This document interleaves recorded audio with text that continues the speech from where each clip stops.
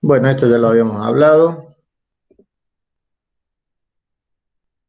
Hablando de las etapas del método científico, habíamos dicho que hay muchas formas de- de- de definirlo, pero básicamente surge a partir de que uno, por la observación, digamos, por la simple curiosidad, observa que sucede un fenómeno, ¿no es cierto? Y empieza a preguntarse, el por qué sucede eso. Y bueno, a partir de eso, acá en el medio, entre la observación y la hipótesis, hay un proceso en el cual uno se va adentrando en el tema en particular a partir de la revisión de los antecedentes o de que han escrito otros investigadores al respecto sobre ese tema, lo que a mí me permite realizar una hipótesis. Esta hipótesis es decir que va a pasar algo, presumir que va a pasar algo, ¿no? A partir de hacer predicciones. Luego hago el experimento en sí, ¿no? Y ese resultado veo si es adecuado o si responde a la hipótesis planteada. Si no le responde, puede haber ocurrido algo en el ensayo que haya hecho que haya salido mal o que no haya salido como yo esperaba, y puedo volver a distintas partes de los pasos que hice anteriormente y observar si el fenómeno que yo estaba buscando el fenómeno que estaba observando lo había visto bien como estaba ocurriendo, si la hipótesis estaba bien planteada o si el diseño experimental también estaba bien planteado. Eso es, si no es consistente con la hipótesis propuesta. Ahora, si es consistente, ¿no es cierto? Y ya tengo los datos, bueno, los doy a conocer a toda la comunidad científica a partir de las publicaciones, como ya había mencionado, y esta publicación puede ser, como yo la pongo a disposición de que lo lea cualquier persona, todas ellas, obviamente, lo pueden refutar con decir, no, no es cierto lo que vos estás diciendo, o si es cierto y esto tiene una aceptación, ¿cierto? Si tiene una aceptación, realmente es el momento en que yo produzco un nuevo conocimiento. Ahora, si no tiene aceptación o me lo han refutado por unas cosas, bueno, yo tendría que volver, ¿m?, a los primeros pasos para ver si realmente o en qué yo he hecho una mala observación o no me he dado cuenta de algún fenómeno que está sucediendo o no, y eso me ha hecho cambiar algunas partes de este proceso.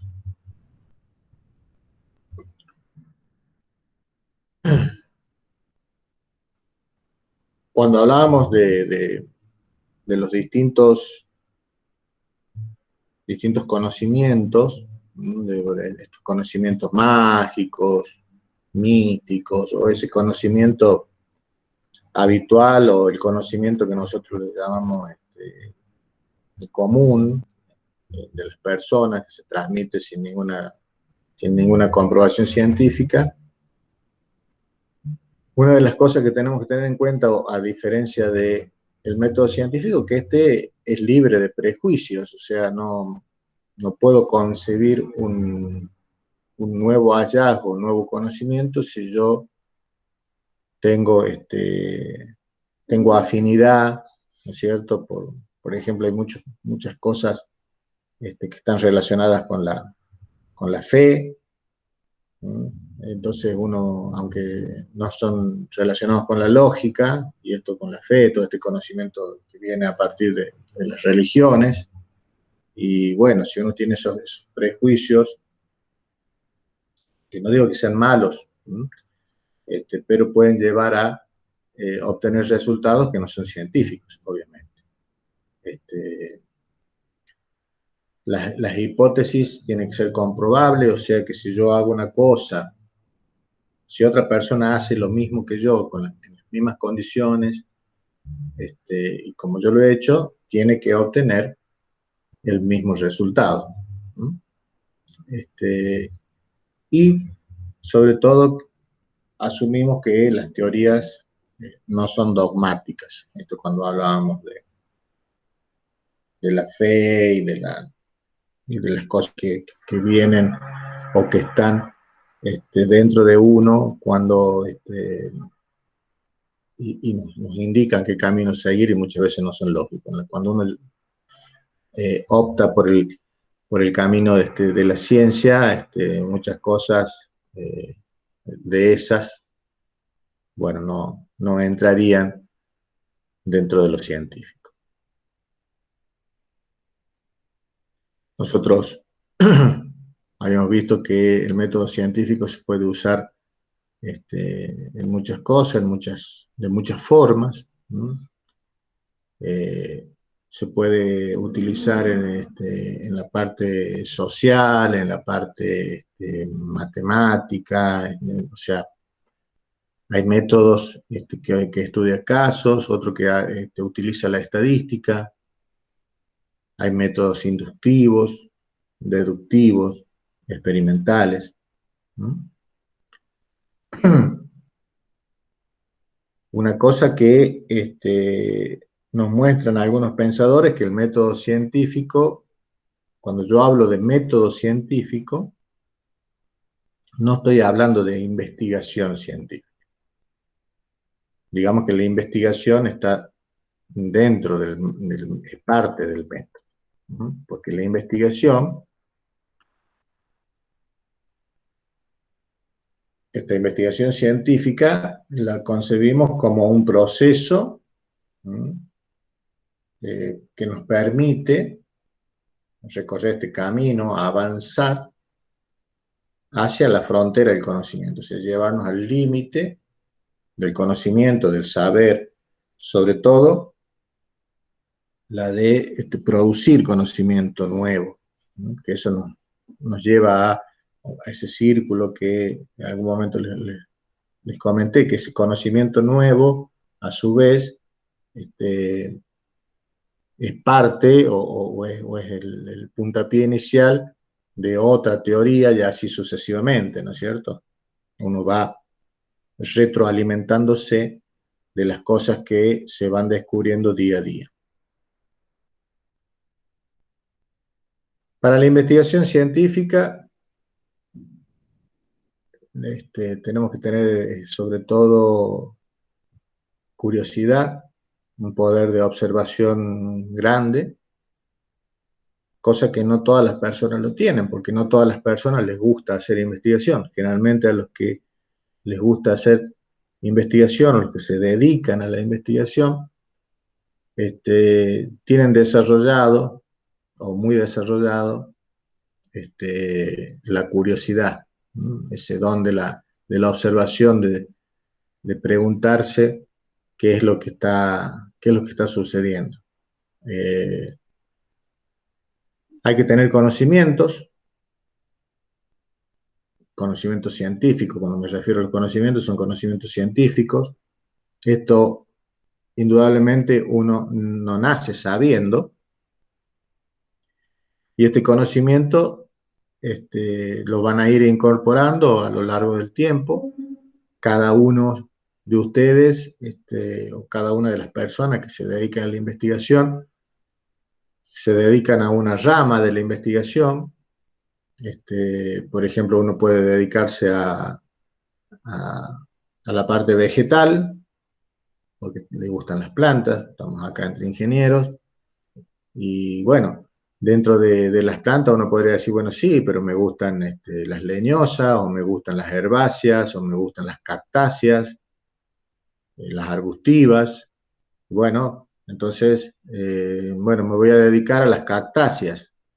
Y bueno, ustedes van a ver científicos que se dedican, o toda su obra científica están relacionados únicamente a las catáxis. Entonces vos decís, bueno, ese conocimiento que ha ido desarrollando o que él ha ido aprendiendo es un conocimiento en una parte de la ciencia. Creo que nadie puede conocer de todo, ¿no? Como decía Einstein, somos todos ignorantes, nada más que unos ignoramos menos cosas que otros. Pero, o sea, lo cierto es que nadie puede saber de todo. Y este conocimiento uno lo va relacionando con las cosas que a uno le gusta. Si uno se siente cómodo estudiando el suelo, investigará y sus conocimientos van a ser relacionados a eso, o vegetación, o animales, o bueno, imagínense ustedes de lo que vienen viendo en sus carreras, en sus materias, qué cosas le han sido más amenas, digamos, que les gustan más y seguramente van a encontrar que tienen una predilección sobre ciertos y determinados temas y esa predilección hace que, que uno empiece a leer sobre esos temas en particular y no sobre otros. Entonces, eh, por ejemplo, cuando uno se recibe, cuando ustedes se reciban de ingeniero, van a tener una amplia gama digamos, de especialidades a las cuales poder volcarse, porque la ingeniería en los 5 años, 5 o 6 años, los va preparando en un montón, les va dando material de un montón de áreas del conocimiento. Ninguna lo hace en profundidad, son todas superficiales. Después, cada uno de ustedes seguramente va a profundizar sus conocimientos en donde más les guste. Eso hablo de que cuando uno se va formando como investigador. Bueno, siguiendo con estos requisitos, también no nos vamos a olvidar de los recursos materiales que tiene que disponer. ¿Ah? Hay algunas, o sea, hablando de esta rama del conocimiento, que son más caras que otras, ¿ah? Porque no es lo mismo hacer una investigación social, que por ahí lo que se necesitan son mucho esfuerzo personal, pero no se necesita mucho esfuerzo económico, ya que cuando uno hace investigaciones sociales, generalmente lo hace a través de encuestas, o si tiene que trasladarse a algún lugar, los gastos no son tan grandes como los que tienen que hacer investigación básica, que tienen que tener un laboratorio, o aquellos que tienen que hacer el tipo de investigación aplicada en el cual tienen que utilizar otro tipo de materiales y de recursos, instrumentos, infraestructura, que es cara. Por eso es muy raro encontrar científicos que actúen de manera privada. ¿Mm? Siempre las investigaciones están vinculadas con centros de investigaciones, con gente que pertenece a alguna institución y esa institución es la que provee de materiales a todos sus científicos, ¿no? De cualquier forma, no alcanza. Cada día están más caras las cosas y realmente la producción de conocimiento en estos tiempos es bastante difícil por el plano económico, ¿no? Por el plano del financiamiento. A pesar de que hay muchos eh, ensayos, muchas líneas de investigación que tienen financiamiento hasta, no solamente financiamiento nacional, sino que hay un financiamiento internacional, porque lo que se busca es producir conocimiento en ciertas áreas. Por ejemplo, ahora hay muchos recursos disponibles para todos aquellos que están eh, iniciando o viendo algún tipo de investigación relacionadas con la pandemia que nos está azotando, y eso hace que los estados principalmente destinen fondos a partir de sus bancos para poder financiar distintos emprendimientos relacionados a esto. Bueno, muchas entidades también anteriormente, inclusive ahora lo siguen haciendo, pero en menor medida, eh, lanzan líneas de financiamiento dirigidas hacia algún sector en especial.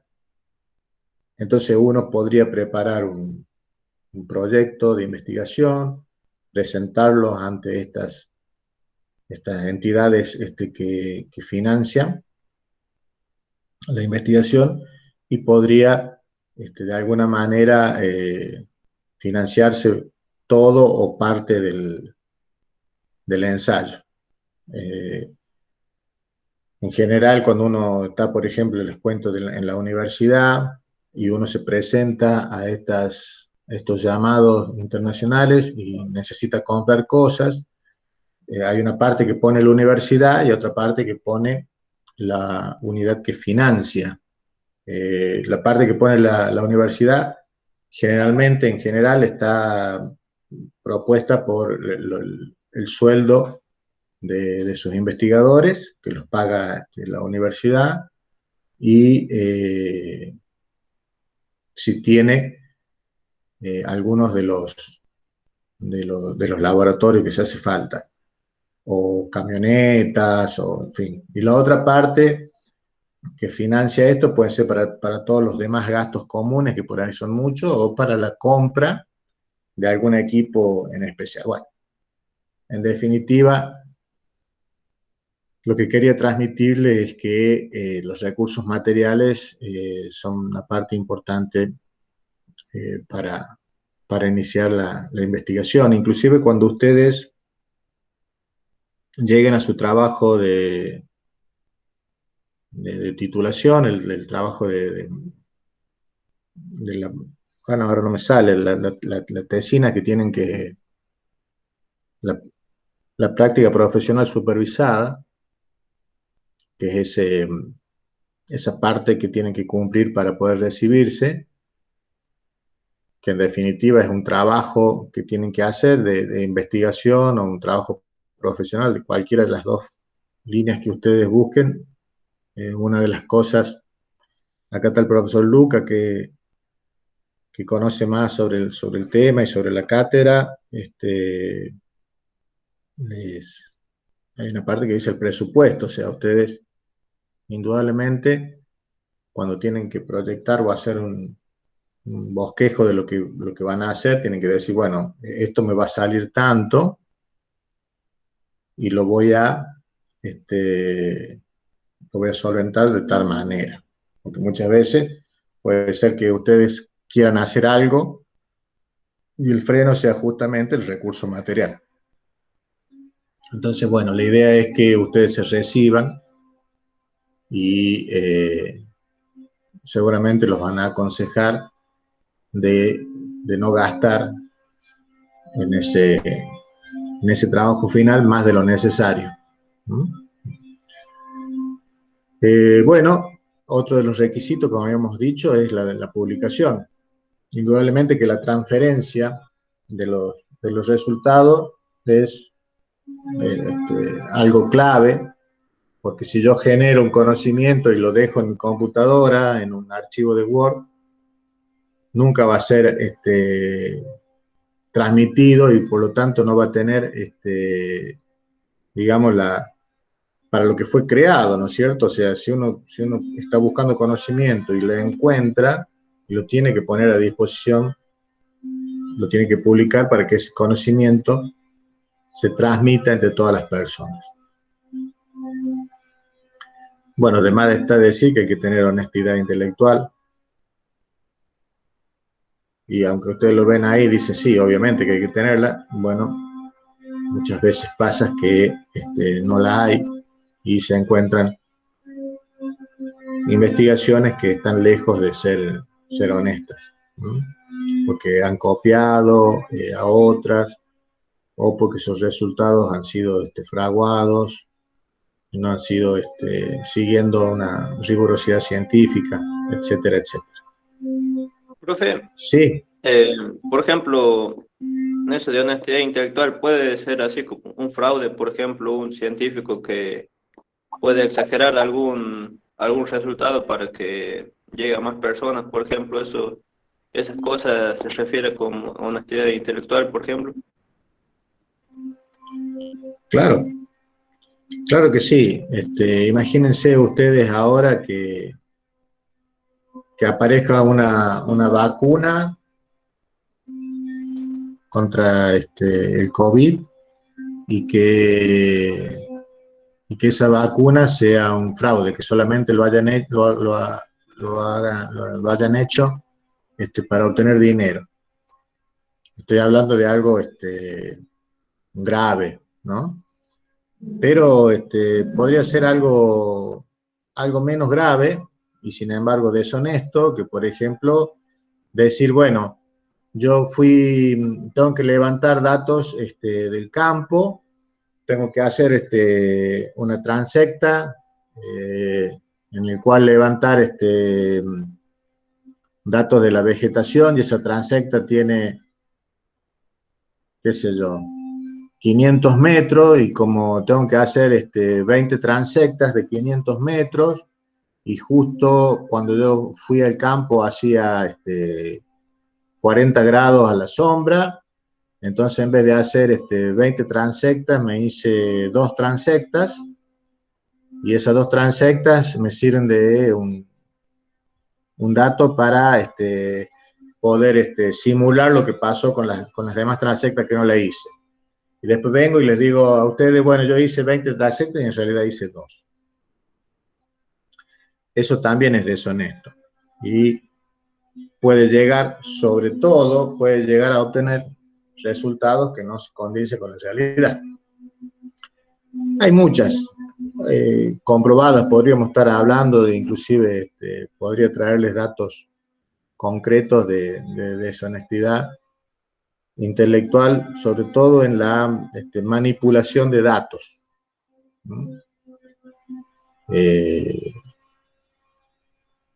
Se han encontrado muchas veces que los datos no son tan ciertos como decían ser. Bueno, trabajo en equipo, es muy importante el trabajo en equipo. Hoy en día lo que se busca, justamente porque los recursos materiales son escasos, es que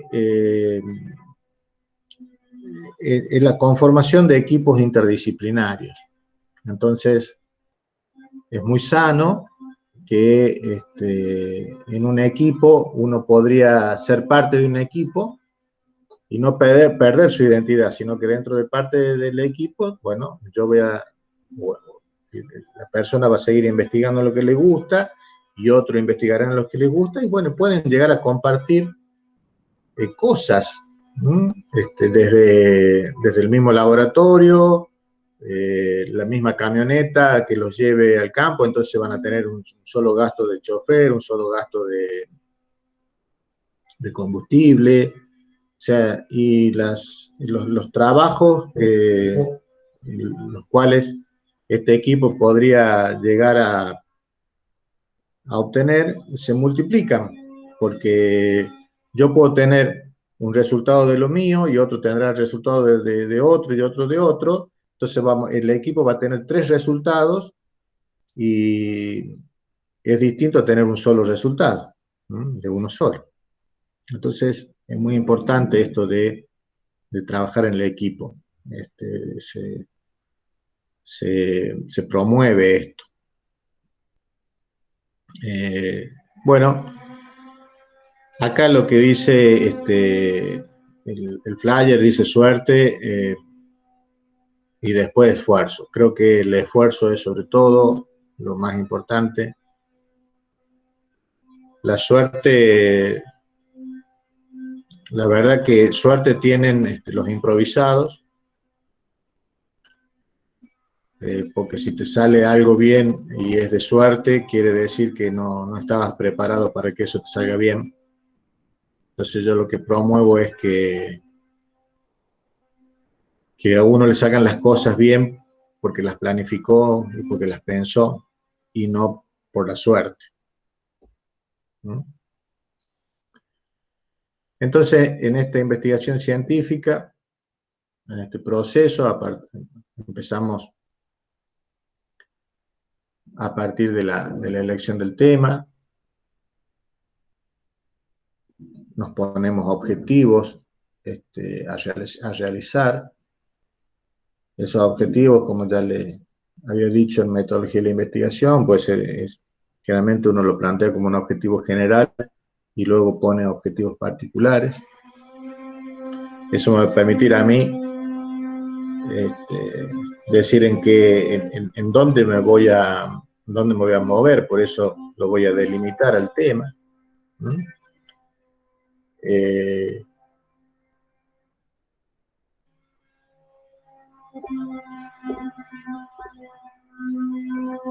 una vez que yo tenga mi tema, ya, ya puesto, voy a hacer, o sea, lo voy a plantear. O sea, lo voy a describir, voy a decir quiénes son o qué voy a tener en cuenta, y lo que me va a permitir hacer una formulación. Esto me va a llevar a esta búsqueda del conocimiento, que es qué es lo que se ha escrito o qué hay publicado sobre el tema que yo busco. Y en esto en la creación del marco teórico, en el marco teórico, yo dentro del marco teórico, una de las cosas que voy a tener va a ser los antecedentes, que es esto que digo yo, qué es lo que se ha publicado, qué es lo que hay escrito del tema que yo busco. Dentro del marco teórico está la definición de cada una de las cosas que yo voy a hacer, la hipótesis que voy a plantear y las variables que voy a tener en cuenta. Esto, el paso siguiente es plantear la metodología o el diseño que yo voy a seguir, que voy a tener en cuenta para obtener los resultados. En esta metodología voy a tener en cuenta cuál va a ser mi población, cómo voy a tomar la muestra, cómo voy a recolectar los datos, cómo los voy a analizar o procesar, para producir un informe. Este informe o estos resultados de ese ensayo luego van a ser contrastados, comparados con lo que yo obtuve, con lo que obtuvieron las otras personas, y luego voy a tener mis conclusiones.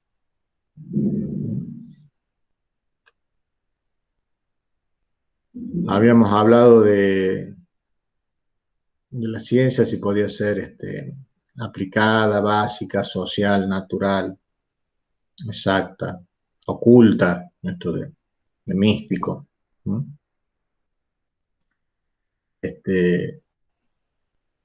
Pero bueno, ya les dije que lo que es comprobable y lo que tiene una situación lógica es lo que debemos tener en cuenta para la generación de conocimiento.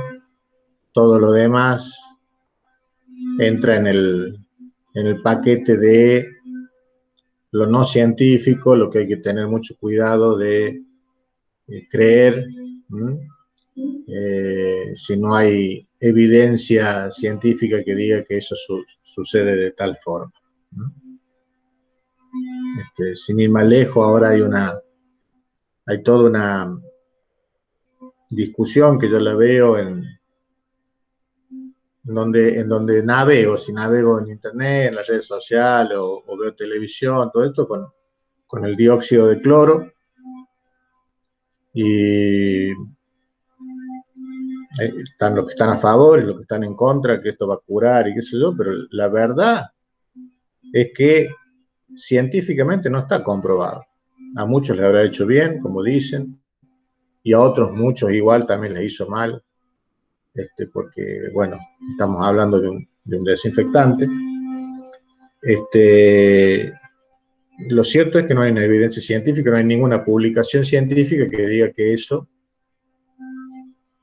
ayuda a curar esta enfermedad.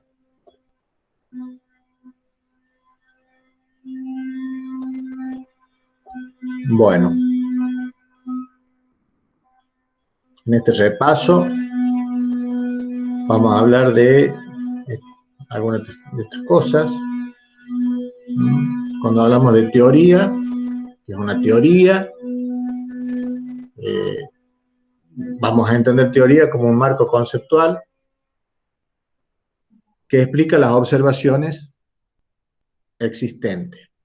Pero además esas teorías me permiten predecir nuevas cosas.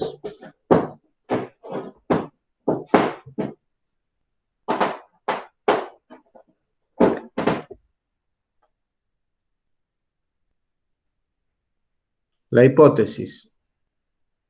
La hipótesis es una suposición que puede ser puesta a prueba, ¿no? Es decir, algo que va a pasar. Bueno, una ley es una regla o norma que rige a las cosas. Un axioma, una proposición tan clara y evidente que no se necesita una demostración. Un experimento es una reproducción de un fenómeno controlado artificialmente. La medición es la observación de una variable asociada a un fenómeno. Una muestra es algo que ya hemos estudiado en estadística, que es una parte de una población, ¿no? Y sobre todo tiene que ser representativa de la misma, ¿no? Porque es con la que vamos a trabajar. Bien. Vamos a entrar en el diseño experimental propiamente dicho, ¿no? Habíamos dicho que a partir de nosotros detectar un problema, una cuestión, una pregunta que nos hacemos y observamos el fenómeno dado, qué es lo que está pasando, o sea, nosotros observamos el fenómeno y nos hacemos preguntas, ¿m? Y ellas nos van a permitir realizar una hipótesis. Esa hipótesis la vamos a realizar, hemos dicho, a partir de conocimientos existentes. Paso seguido, para poder aceptar o rechazar esa hipótesis, eso que decimos, tenemos que hacer un diseño experimental. Acá esquemáticamente observo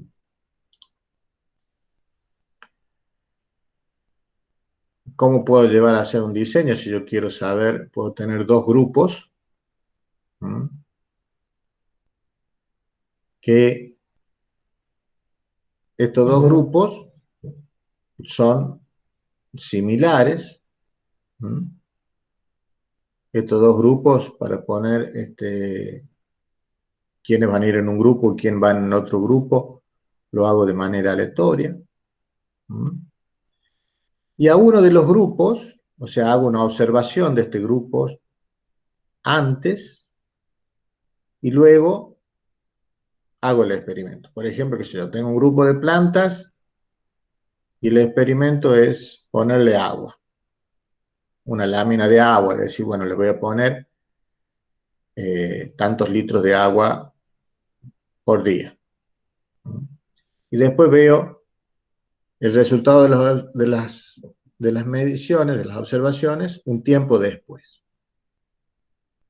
A este grupo donde yo le hago el experimento, o sea, si el experimento es echarle agua, por ejemplo, le vamos a llamar grupo de experimentación. A este otro grupo, que quedó en este otro lado, también voy a hacer las observaciones previas al mismo momento que hago las observaciones al grupo de experimentación, pero a este grupo no le pongo agua. Dejo que esa planta viva sin la necesidad de yo suministrarle un agua extra más allá de la que pueda tener naturalmente. Y después hago la otra observación. Este grupo que no le hago nada se va a llamar grupo control, grupo testigo, grupo de comparación para compararlo con este que sí le puse agua. Entonces yo después puedo decir, el agua, el resultado, si creció la planta, tuvo más materia seca que esta otra, entonces voy a decir, bueno, este grupo tiene más materia seca porque le puse más agua. Por ejemplo, estoy haciendo una relación lineal y que muchas veces no es lineal porque esta planta puede tener mucho más materia seca, no solamente porque le haya echado agua, sino por otras cosas que no estoy midiendo. Pero bueno, ese es otro tema.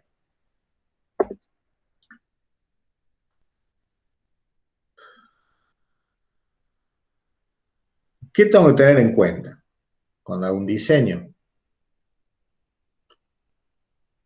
Los materiales que necesito, los instrumentos, el equipo, la precisión de las mediciones. Si yo estoy analizando cambios, por ejemplo, cambios en el contenido de carbono orgánico en el suelo, voy a tener que tener balanzas o instrumentos que me permitan tener mediciones en milésimas de gramo. Entonces tendría que tener balanzas precisas, por ejemplo. Tengo que tener en cuenta que las muestras que voy a tomar tienen que ser tomadas de manera aleatoria. Tengo que separar o identificar las variables independientes, las cuales yo no puedo manipularlas de las variables dependientes. Tengo que tener en cuenta el tiempo en el cual yo voy a realizar mi trabajo. Por eso cuando ustedes hagan su trabajo final, una de las cosas que le van a exigir es el cronograma, ¿no? Para que puedan respetarlo y de alguna forma ordenarse. Los recursos humanos disponibles, quién me va a ayudar, qué es lo que necesito, el tipo de resultado que yo voy a esperar, cómo voy a recoger los datos. Esto es si los voy a tomar yo, si primero voy a obtener una muestra y después la voy a mandar a un laboratorio, si voy a obtener la muestra a partir de una encuesta y después esa encuesta cómo la voy a manejar. Y por último, cómo lo voy a analizar a todos esos resultados. Para eso vamos a ver que hay distintos diseños y sobre todo vamos a ver, bueno, nos vamos a adentrar en el conocimiento de algún software. No quiere decir que sea el único, hay muchos, pero bueno, nosotros teníamos que elegir alguno y hemos elegido a este software, Infostat, que es un software desarrollado por la Facultad de Agronomía, de Ciencias Agronómicas de la Universidad Nacional de Córdoba, en la Cátedra de Estadística y Biometría. Está a cargo del profesor Di Rienzo, con muchos colaboradores. Profesor Di Rienzo, colaboradores, fueron parte de la carrera de ingeniería, allá por el año 2002, 2003, 2004, hasta el 2000, perdón, hasta el 2010, enseñaron acá. ¿Mm? Yo fui parte de ese grupo, así que, bueno, para mí son muy respetados y no solamente para mí, sino para muchos, para muchos investigadores en la rama de las ciencias agropecuarias. Por lo tanto, por eso este software que utilizamos es un software que se utiliza y cada vez se está utilizando mucho en todo lo que es las facultades relacionadas en temáticas como la nuestra o parecidas. Un repasito de variables independientes, son, ¿no es cierto?, que no dependen de lo que estamos estudiando, que no podamos tener injerencia, y las variables dependientes, que son las que dependen del fenómeno, ¿no es cierto?, las que son efectos, no la causa. Por ejemplo, acá tenemos en el eje de las abscisas el tiempo, en este caso la hora del día, y en el eje de las ordenadas la temperatura. Y aquí vemos cómo la temperatura sigue una curva. Esta curva de temperatura es totalmente dependiente de la hora del día, que la hora del día es independiente. Vemos que a medida que nos acercamos a la mitad del día, las temperaturas son más altas que a la tarde o a la mañana, por ejemplo. En esto de tiempo y temperatura, acuérdense que tenemos distintas variables, las variables continuas y las variables discretas, ¿no? Las discretas que surgen a partir del conteo, por ejemplo, de personas, o que aquí son esas variables que no admiten una división intermedia, como si lo admite, por ejemplo, el tiempo, la temperatura, la presión.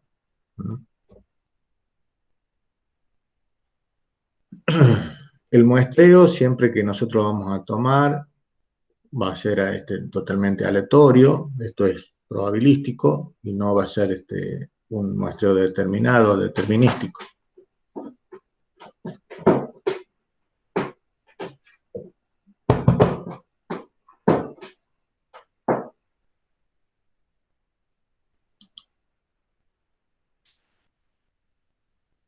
Bueno, acá vemos las observaciones, vemos gráficos que vamos a tener.